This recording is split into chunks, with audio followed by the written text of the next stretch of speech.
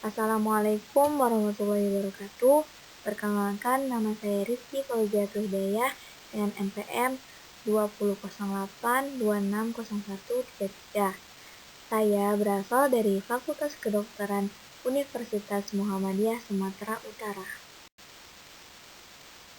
Kali ini saya akan menjelaskan tentang kelistrikan pada sel saraf manusia. Listrik yang terdapat pada tubuh manusia itu disebut dengan biolistrik. Biolistrik merupakan bidang khusus yang mempelajari tentang aliran impuls listrik pada tubuh manusia. Sementara itu, impuls merupakan rangsangan yang melatih sel saraf. Berikut bagian-bagian sel saraf yang menghantarkan impuls saraf menuju ke efektor. Yang pertama ada dendrit. Dendrit merupakan tonjolan pada sel yang bercabang dan berbentuk seperti pohon, berfungsi untuk menerima impuls dari sel lain dan meneruskan ke badan sel. Yang kedua ada badan sel. Badan sel merupakan bagian yang di dalamnya terdapat inti sel yang dikelilingi sitoplasma. Badan sel ini berfungsi sebagai sebagian sel saraf yang meneruskan impuls dari dendrit ke akson. Dan yang ketiga ada selubung mielin. Selubung mielin berfungsi untuk mempercepat impuls saraf dengan membantu terjadinya loncatan muatan. Bagian ini dihasilkan oleh sel hewan yang berupa selubung lemak yang berlapis-lapis. Akson dan yang keempat ada akson. Akson berfungsi untuk meneruskan impuls dari badan sel saraf ke sel saraf lain atau ke sel otot atau ke leher. Akson ini merupakan penonjolan pada badan sel berbentuk panjang dan silindris. Dan yang kelima ada nodus ranvier. Nodus ranvier merupakan daerah yang terbuka yang tidak terselubung dengan mielin, yang berfungsi sebagai tempat terjadinya tarik-menarik muatan listrik di lintasan sel saraf. Nah, ini adalah struktur dan bagian-bagian sel saraf. Yang pertama ada dendrit. Dendrit merupakan percabangan dari badan sel yang terlihat seperti tonjolan bercabang. Dendrit berfungsi untuk menerima dan menghantarkan rangsangan dari badan sel. Yang kedua ada badan sel. Badan sel merupakan bagian terbesar dari sel saraf yang mengandung banyak komponen penting. Di dalam badan sel terdapat sitoplasma, nukleus atau inti sel, dan nukleolus atau anak inti. Badan sel bertugas untuk menerima rangsangan dari dendrit, kemudian meneruskan rangsangan tersebut ke akson atau neurit. Badan sel memiliki sebuah inti dan di dalamnya ada sitoplasma. Terdapat butir nisil yang berfungsi untuk sintesis protein. Butir nisil dapat menjalankan fungsi tersebut karena mengandung RNA di dalamnya. Badan sel hanya terdapat pada saraf pusat dan pada ganglion. Yang ketiga ada neurit atau akson.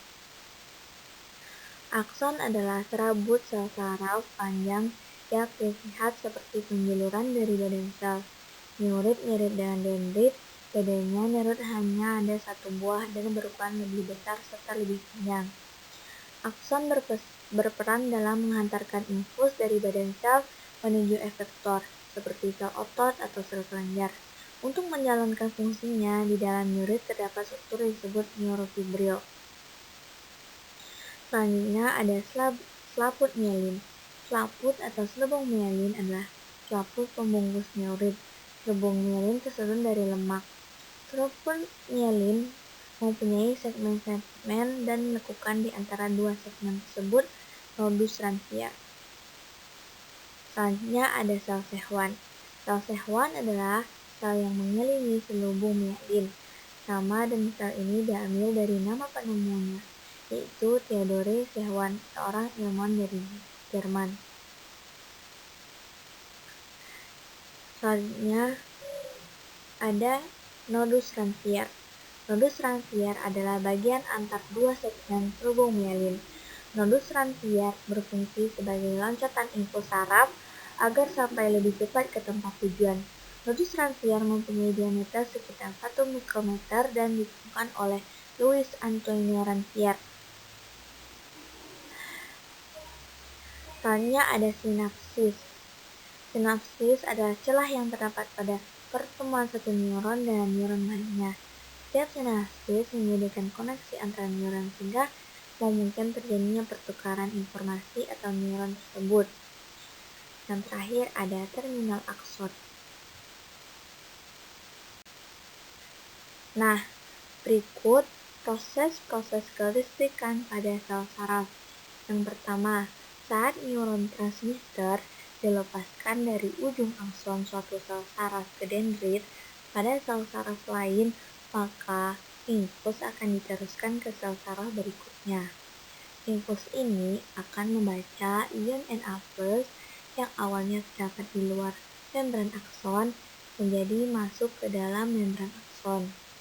Nah, membran dalam akson menjadi lebih positif saat menerima rangsangan listrik atau impuls. Impuls kemudian akan mengalir atau bergerak di sepanjang membran akson hingga ke ujung akhir sel saraf.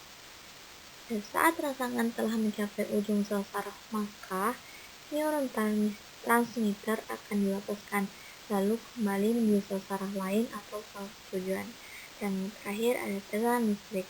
Tegangan listrik pada sel saraf berdasarkan keberadaan impuls. Nah, berikut gerakan-gerakan tubuh yang terjadi karena adanya rangsangan impuls oleh saraf. Yang pertama ada gerakan sadar. Gerakan sadar adalah gerak melalui serangkaian alur impuls. Alurnya dari reseptor sebagai penerima rangsangan ke saraf sensorik sebagai penghantar impuls dan dibawa ke saraf pusat yaitu otak untuk diolah dan akhirnya muncul tanggapan yang akan disampaikan ke saraf motorik menuju ke efektor dalam bentuk gerak yang disadari. Yang kedua ada gerakan refleks. Gerakan refleks adalah gerakan tanpa disadari. Impuls saraf pada gerak refleks melalui alur impuls pendek. Alur dari reseptor sebagai penerima rangsangan dibawa neuron ke sumsum tulang belakang tanpa diolah oleh pusat saraf. Selanjutnya, tanggapan dikirim oleh saraf motorik menuju ke efektor. Alur impuls pada gerak refleks disebut lengkung refleks. Sekian dari saya. Terima kasih. Wassalamualaikum warahmatullahi wabarakatuh.